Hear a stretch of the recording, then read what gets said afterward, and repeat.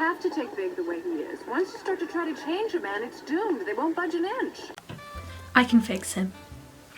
This phrase has been lurking around social media for the past few years, either in a half-jokingly serious and kind of eager way, or in a mocking, sarcastic tone.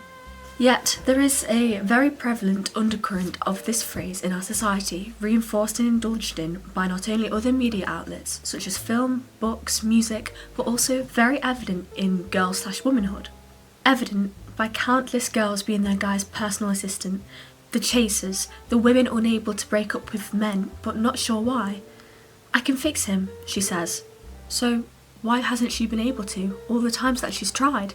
We women are now complaining that there is a starking lack of masculine men left in the world, and by masculine men, I'm referring to the very stereotypical providers, the initiators, some would even say the fixers. We are the same women who are begging these men to let us fix them, chasing after them, let us change them from sad and sulky to whole again and grateful, therefore validating our worth as human beings, our worth that we are begging to prove by being of service and helpful to others. This is not an inherently bad trait, but yes, my people pleasers, this is a message for you. There is a reason why there is a pattern. There is a reason why you end up with the same guys over and over again, the guys who are just not that into you. There is a reason why, whenever you start talking to a man who shows genuine interest and is, well, there, emotionally and physically, you get turned off. There's something not right about him, you say. He is too boring, it's too easy, you tell yourself. Surely you have to fight for your love. If it's a real love, you must fight for it. He's too clingy, as I said, too boring. He's just not the right guy for me. There are some very deep reasons for this, but first let's look on the surface. And here, on the surface, we find what I like to call Beauty and the Beast syndrome. Think back to the iconic Disney movie, where Belle's unconditional kindness and patience and love turned her kidnapper and her father's kidnapper into a cold, heartless beast, literally and metaphorically, into a man, into a prince, into the man that would provide, take care and save her. We can find the same concept, different font, in many different places in the media nowadays. And most specifically, the enemies to lovers trope, and even more niche than that, the I hate everyone but you trope. There is a reason why, in hetero relationship portrayal, 90% of the time it is the man who is cold and heartless and seems to hate everyone, and it is the woman who is the sunshine, who is finally able to break through that ray of clouds that the man is and take his heart, steal him. She changes him from cold and heartless, once again as we saw with Belle and the Beast, into a kind and loving protector, thus rewarding her for her efforts and becoming the person she always knew he could be, deep down. A possible explanation for this may lie in roots of oppression. By expecting the woman to fulfill her emotional duty of regulating a man's emotions and schedule, therefore not only fixing him, but also maintaining him, this serves as a possible excuse to stay in shitty behaviour. He's not taking the time to plan out dates. Oh, well, he's just not used to having a relationship. Oh, he can't communicate. Well, he's just never learnt how. I have to teach him. Although these things can be true in many cases, the sad part is we can hardly tell the difference between a guy who's just not that into you versus a guy who's trying to become better for you. Oh, wait, I think we just discovered how we can. Note the keyword trying. I will only say this once here. If a man wanted to, he would. There are many arguments for and against this, and it is an extremely generalised saying, yes.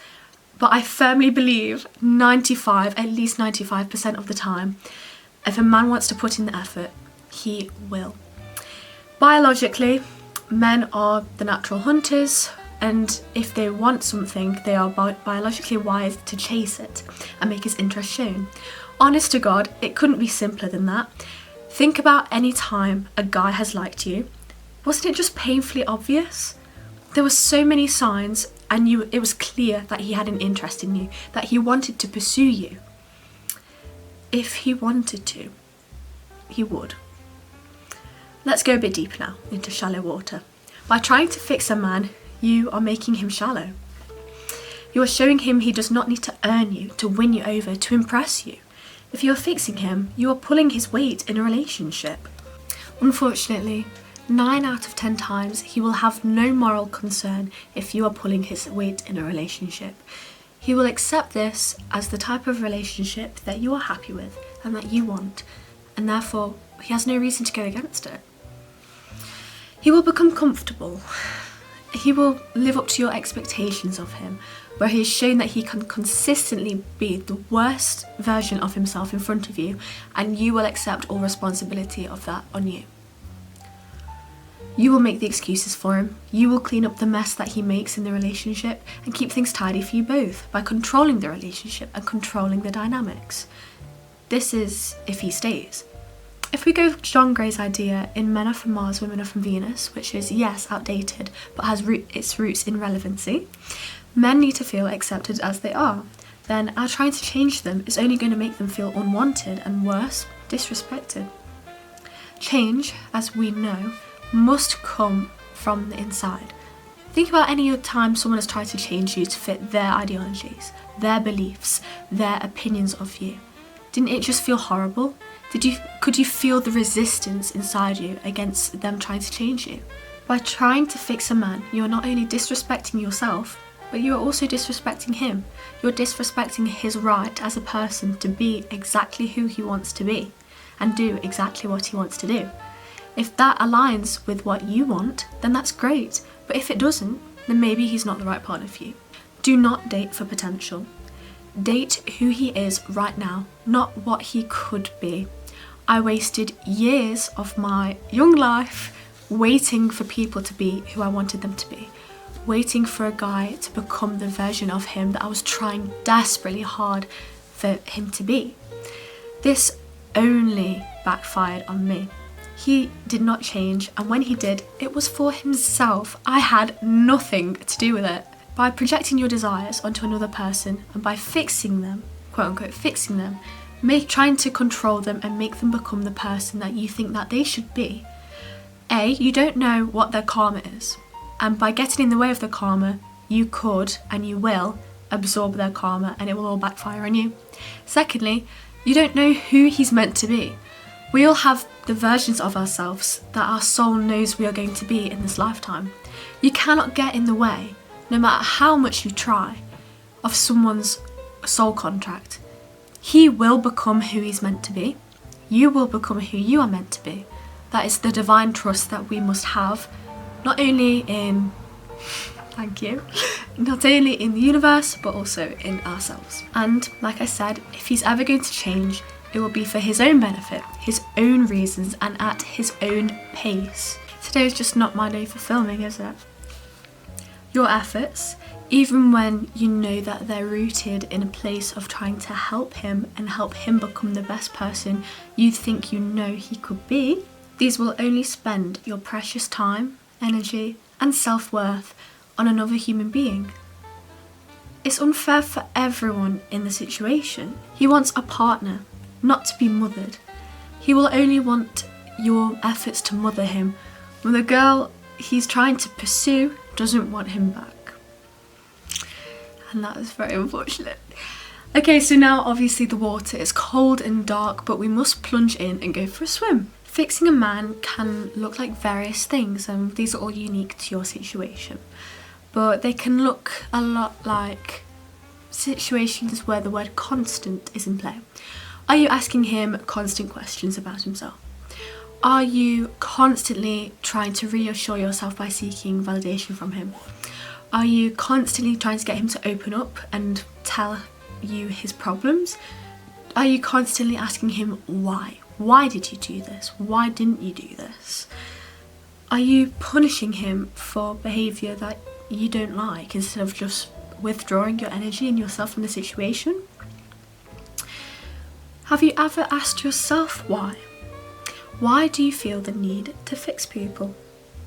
Well, an anecdote. As the saying goes, if I had a penny for every time I've tried to fix someone, more specifically men, I'd be rich. Coming from the biggest ex-people pleaser or people pleaser in recovery in the world, I have bended and moulded and shaped myself to the projections of how I thought I needed to be in order for the other person to like me. I have given every ounce of myself away for people's situations, their trauma, etc, etc. I finally came to a climax at the end of last year when I reached the pinnacle, the absolute epitome of Mr. Fix Me. Sad, alone and reeking of desperation. I felt so bad for him. I felt too bad for him. I could see a glimmer of who I wanted him to be and how I wanted him to treat me. And inadvertently, I wanted him to fix him to fix my own problems and trauma of not feeling good enough and not feeling worthy or wanted enough. So I was, well, there, emotionally and physically. I let him take all my energy. I gave it away for free. He didn't do anything to deserve all of the quote-unquote girlfriend privileges I was giving him, which I should not have been giving him at all. I would reply the second that he messaged me. I would be constantly trying to distract him from his sadness. I'd try and make him feel better about himself by telling him what he wanted to hear and giving him the attention that I wasn't even sure I wanted to give him in the first place. I was constantly asking him what was wrong and constantly telling him I was always there for him. If he wanted to talk, I was always there. He could always come and talk to me. To me, I wanted to be the one to make him feel better, basically. After I had gone through this before, but at a much higher intensity, but with less self-awareness, no self-awareness at all, I had developed this awareness from the start about the traumas he was triggering for me. And although I knew all of this, I still went through it, at least to a degree, but whilst trying to fix myself at the same time.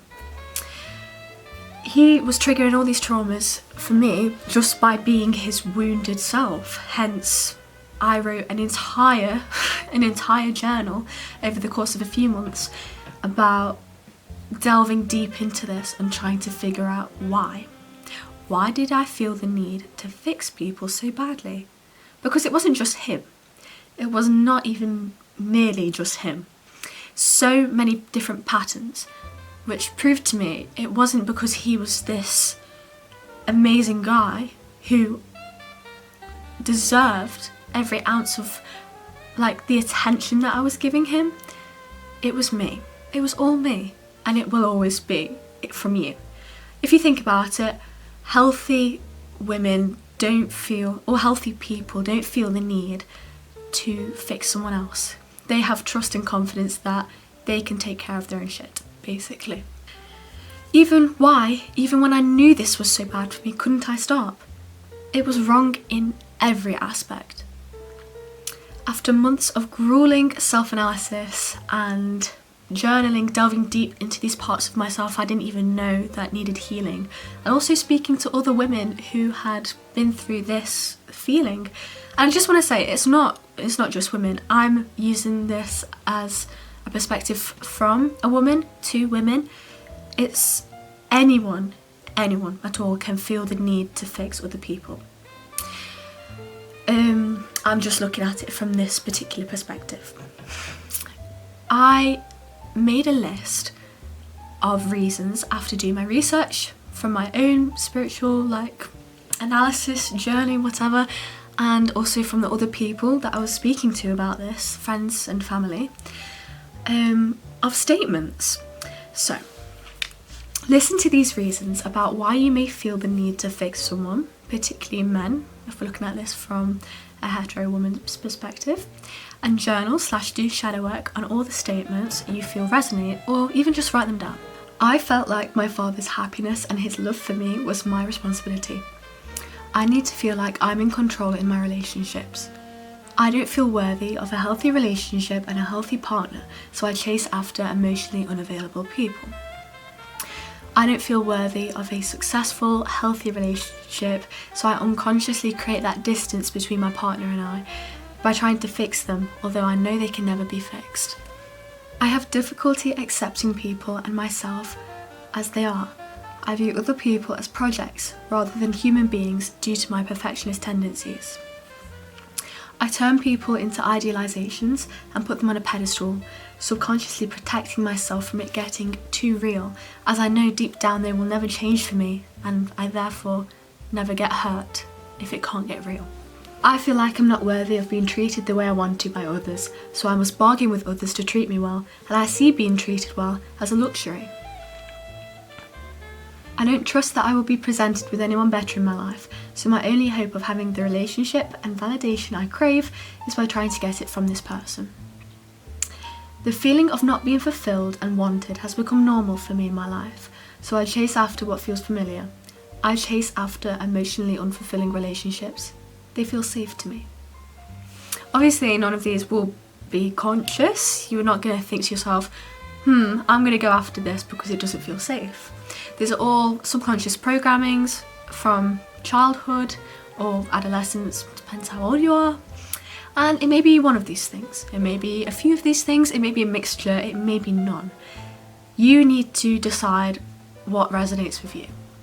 There is no one size fits all in this case.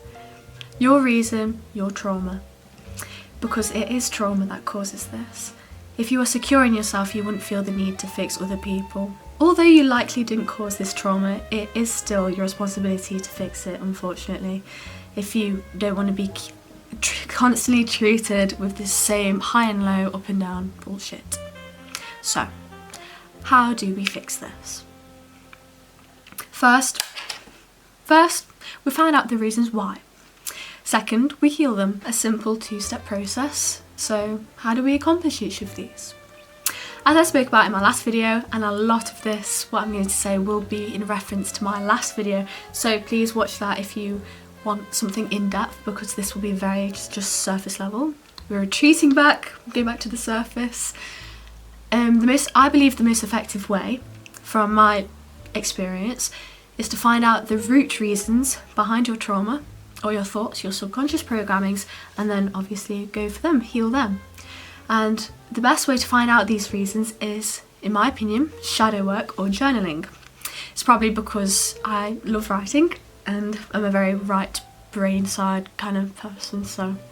But if you're more logical, I'm sure you can find a way that suits you, do some research, but I do believe this is quite logical as well, so I'm gonna cut all that out, by the way. I outlined this more deeply in my last video, and I'll probably do a more in-depth ultimate kind of guide video in the future for all these processes, so stay tuned for that if you want to hear. But now we'll just leave it at the Pinterest prompts kind of beginner surface level. So the why technique, which I did speak about last time but I'll go into now vaguely. So write a statement of how you feel. For example, I feel like I have to fix my partner. Why? Because I feel like it's the only way he will change and become who I want him to be. Why? Because I do not trust that I'll get that validation without trying to control it. Why? Because I do not feel reciprocated. I do not feel worthy of reciprocated love and effort. And keep going. Write the first thing that you think of. Trust that your body knows. Trust that your subconscious knows. Trust your intuition. Trust yourself. And then, as I also mentioned in my last video, meditate. Meditate, feel it, heal it, and refer to my last video on how to do this, but basically just sitting with these emotions that have been brought up by journaling, feeling them, letting them move out your body, and then move out of your body. Move through and out. And bonus points if you can make a list of expectations versus reality, an objectivity list. On one side of the paper, write all the expectations that you want him to fulfill, like a dream partner kind of list. And then on the other side, write all of the truths, write all of the realities, all his traits. But if you can't do this, if you feel like this involves some self-awareness. If you feel like you are too blinded and by subjectivity to be able to do this, get another person like your friend for example, to write a list of objectivity. Moral of the story: please, please, please, please do not deplete your precious energy in this life that has been given for you to live by resisting a situation and by resisting someone's true nature. When I did this, I had no energy left to pour into myself. My work suffered, my craft suffered, my play suffered, my friends and my relationships, my family suffered, but most importantly, I suffered, my soul suffered. Remember, like I also said in my last video, nothing can flow where there is resistance. In order to live your best life, you must choose yourself. Thank you so much for watching. This was a very different kind of one. I obviously scripted it. As you can tell, I keep looking over here. It is very scripted. So yeah, if you enjoyed, please subscribe. If you didn't, then that's okay. Anyway, thank you so much for watching. Really appreciate it. And I will see you next time. Bye.